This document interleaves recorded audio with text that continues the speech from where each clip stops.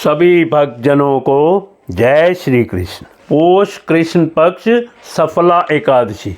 श्री कृष्ण गोविंद हरे मुरारी, हे नाथ नारायण वासुदेव। श्री कृष्ण गोविंद हरे मुरारी, हे नाथ नारायण वासुदेव।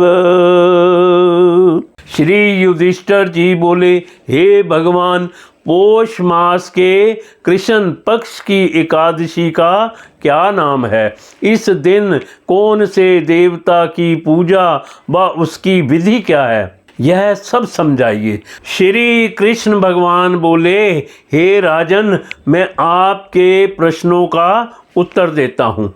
दान देने वाले की अपेक्षा में व्रत करने वाले से अधिक प्रसन्न होता हूँ। अब आप इस एकादशी व्रत का महात्म सुनो। पोष माह के कृष्ण पक्ष की एकादशी का नाम सफला है। इस एकादशी के देवता नारायण हैं। इसका पूर्वोक्त विधि अनुसार व्रत करना चाहिए और नारायण जी की पूजा करनी चाहिए। जो मनुष्य एकादशी व्रत तथा मेरा पूजन करते हैं वे धन्य हैं। सफला नाम की एकादशी में मुझे ऋतु के अनुकूल फल अर्पण करें, अर्थात नारियल, नींबू, अनार, सुपारी आदि और धूप, दीप, पुष्प आदि से मेरी 16 प्रकार से पूजा करें। इस दिन दीप दान तथा रात्रि को जागरण करना चाहिए। इस एकादशी व्रत के समान यज्ञ, तीर्थ तथा दूसरा कोई भी व्रत नहीं है। मनुष्य को 5 सहस्त्र वर्ष तपस्या करने से जो पुण्य मिलता है वह पुण्य भक्ति पूर्वक रात्रि जागरण सहित सफला एकादशी के व्रत करने से प्राप्त होता है। हे राजन, अब आप सफला एकादशी की कथा ध्यान पूर्वक सुनिए।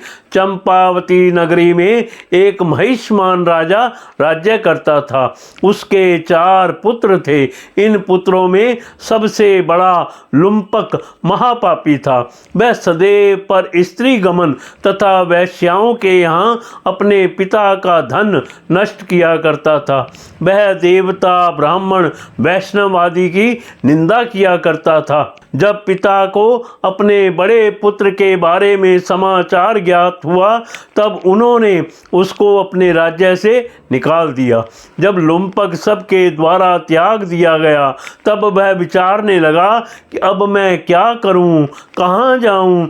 अंत में वह दिन में वन में रहने लगा और रात को अपने पिता की नगरी में चोरी तथा अन्य कुकर्म करने लगा। जिस वन में वह रहता था वह भगवान को अत्यंत प्रिय था।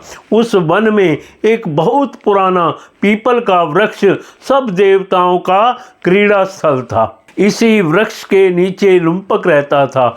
कुछ दिनों के पश्चात पोष माह के कृष्ण पक्ष की दशमी के दिन वह वस्त्रहीन होने के कारण शीत से मूर्छित हो गया। वह रात्रि को सो ना सका और उसके हाथ पैर अकड़ गए। उसका दिन और वह रात्रि बड़ी कठिनता से बीती। सूर्य नारायण के उदय होने पर भी उसकी मूर्छा ना गई। सफला एकादशी के मध्याह्न तक वह दुराचारी मूर्छित ही पड़ा रहा। जब सूर्य की गर्मी से उसे होश आया तो वह अपने स्थान से उठकर वन में भोजन की खोज में चल पड़ा। उस दिन वह जीवों को मारने में असमर्थ था, इसीलिए जमीन पर गिरे हुए फलों को लेकर पीपल के वृक्ष के नीचे आया। जब सूर्य भगवान अस्ताचल को प्रस्थान कर गए तब वह पीपल की जड़ के पास फलों को रखकर कहने लगा कि हे भगवान, इन फलों से आप ही तृप्त हो। ऐसा कहकर वह रोने लगा और रात्रि को उसे नींद ना आई। इस महापापी के व्रत तथा रात्रि जागरण से भगवान अत्यंत प्रसन्न हुए और उसके समस्त पाप नष्ट हो गए। प्रातः ही एक दिव्य घोड़ा अनेकों सुंदर वस्तुओं से सजा उसके सामने आकर खड़ा हो गया और आकाशवाणी हुई कि हे राजपुत्र, भगवान भगवान नारायण के प्रभाव से तेरे समस्त पाप नष्ट हो गए हैं। अब तू अपने पिता के पास जाकर राज्य प्राप्त कर। लुम्पक ने जब ऐसी आकाशवाणी सुनी तो वह अत्यंत प्रसन्न हुआ और बोला, हे भगवान आपकी जय हो। ऐसा कहता हुआ वह सुंदर वस्त्रों को धारण कर अपने पिता के पास गया।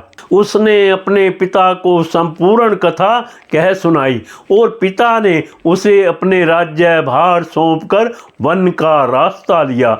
अब लुम्पक शास्त्रानुसार राज्य करने लगा। उसके स्त्री पुत्र आदि भी परम भक्त बन गए। वृद्धावस्था आने पर वह अपने पुत्र को गद्दी दे भगवान का भजन करने के लिए वन में चला गया और अंत में विष्णु लोक को गया। भक्ति पूर्वक जो मनुष्य सफला एकादशी का व्रत करते हैं वे अंत में मुक्ति पाते हैं।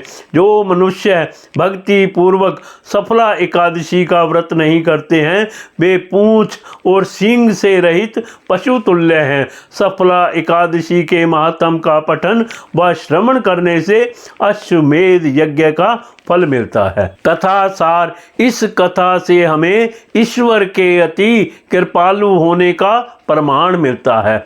यदि कोई प्राणी अनजाने में भी ईश्वर का स्मरण करे तो उसे पूरा फल मिलता है। यदि प्राणी सच्चे हृदय से अपने अपराधों की क्षमा मांगे तो ईश्वर उसके बड़े से बड़े अपराधों को भी क्षमा कर देते हैं।